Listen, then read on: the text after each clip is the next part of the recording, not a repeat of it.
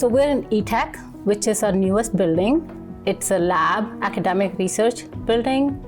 And the technology that we're using here is this is an all-electric building. That means that there is no on-site fossil fuel combustion. We're using geothermal heat pump technology for all of heating, cooling, and domestic hot water heating. This is the largest instructional building that we have on campus. This building houses 40 plus labs, 200 plus researchers, 20 classrooms, a lot of collaborative spaces for people to work together. ETech uses geothermal heat pump for 100% of its cooling, heating, and domestic hot water heating with no on-site fossil fuel combustion. The way the system works is, think of it as the refrigerator in your house, okay? Your refrigerator is pulling heat from inside the box and then rejecting it to the kitchen. So think of ETech as the refrigerator and the earth that is underneath the parking lot outside of this building as your kitchen. Okay, so all summer long, the geothermal heat pump systems, what they're doing is they're pulling heat out of this building, rejecting it to the earth. So the earth is acting like a source to store all this heat, almost like a battery, if you will, like a thermal battery that's storing all this heat all summer long. And then as the seasons turn, and now you're in winter season, the well field that's underneath the parking lot becomes your refrigerator. And ETech, this building, becomes your kitchen. So now the heat pumps are doing the exact opposite. They're extracting heat from the earth, from the well field. The earth becomes the source for the heat instead of a sink. You're pulling that heat and rejecting it into the building. So really, you're not combusting anything to create heat. You're using the heat pumps to just move heat between the building and the earth. And as long as over the course of a year, the system is seasonally balanced so that you're pulling as much heat as you're rejecting into the earth, this system can continue to work for 50 to 100 years.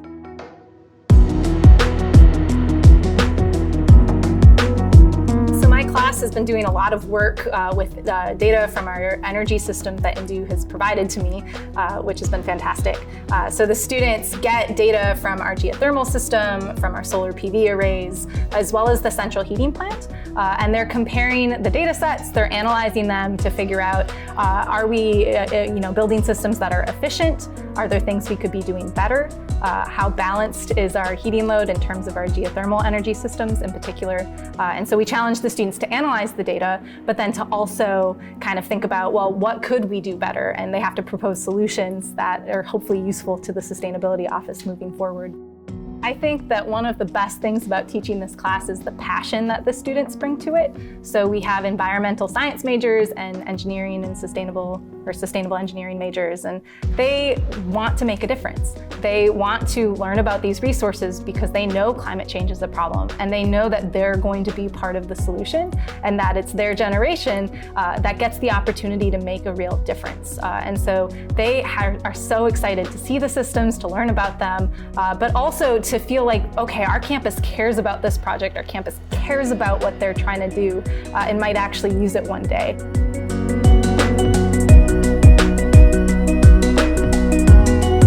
Journeymen and apprentices from Local 7, they come out of the apprentice program and they have a lot of different skills. So when they come into a job like this, it's plumbing, piping, and it's similar to a lot of the other kind of work that they're already trained to do. So as part of their apprenticeship program, we do solar, geothermal, we get into hydrogen, we get into all the different new renewables that are present today. So they have the training and they understand when they come into these projects that yes, they are trying to make a difference. Well, I can say firsthand, I did a geothermal project about 20 years ago at Skidmore College. We did a bunch of dorms up there, and I can definitely see this being the pattern moving forward of getting off of natural gas and moving towards renewables.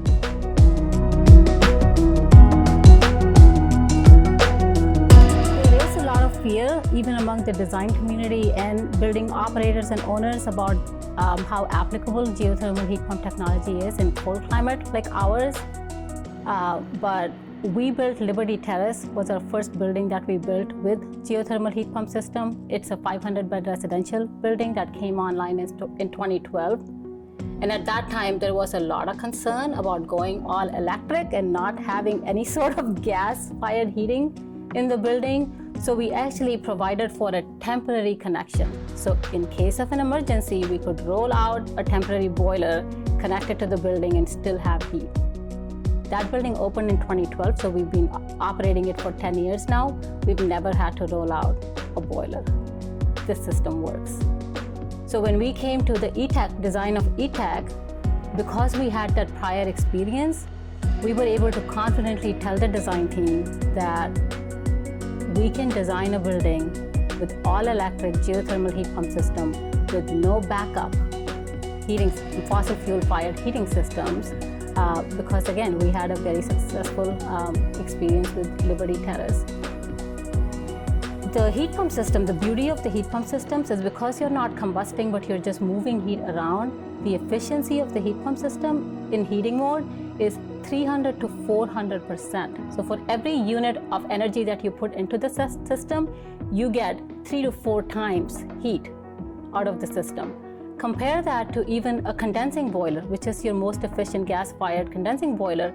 It's still better than the 95% that you would have gotten. So even on the coldest day, not only are you able to heat the building, you're still heating the building at a higher efficiency than you would with a gas-fired system.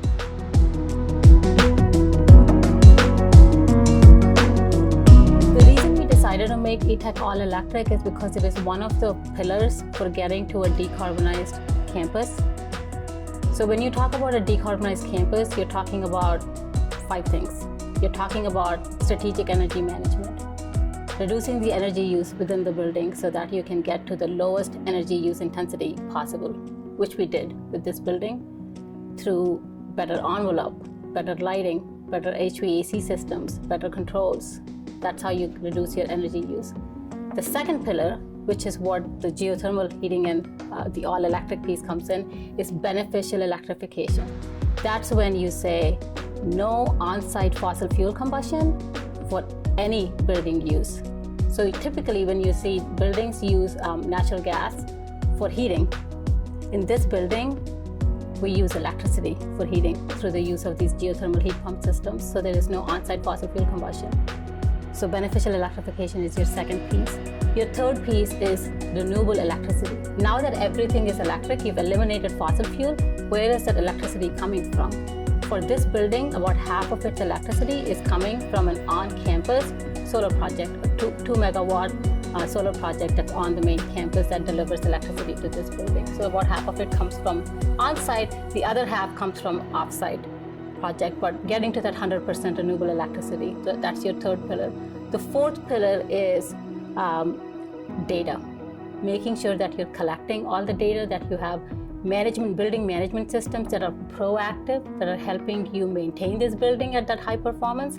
That's the fourth pillar. And the fifth pillar, and the last one, is educated and well-trained operators and occupants.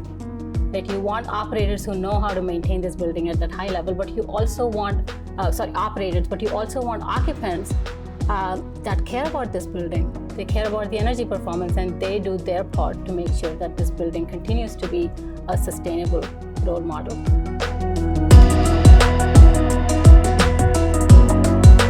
The biggest challenges to achieving some of these goals, first of all, it is funding, because we are moving away from perhaps traditional systems, and so you not only have the infrastructure changes you need, but you also have the sometimes behavioral change or attitude changes, which can be challenging, more challenging, breaking away from the norm.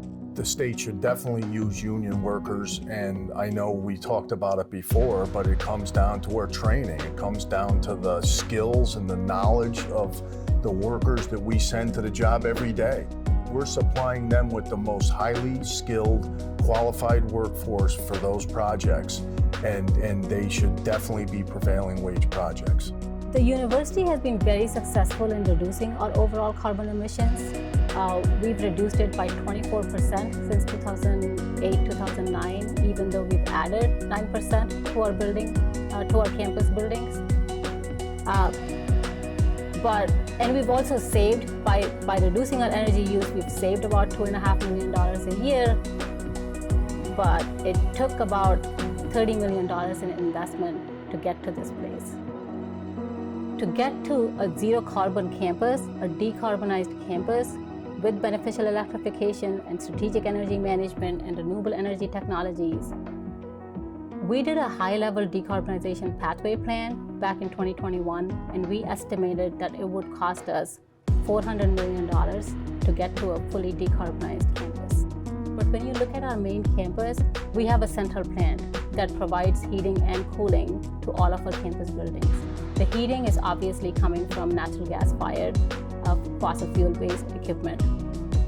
In order to change that into geothermal heat pump systems, and in order to upgrade all of the piping distribution from high temperature hot water to low temperature hot water, that's where most of the investments are going to go for. So $200 million is for that. What we're doing at SUNY Albany here is very replicable across all higher education institutions.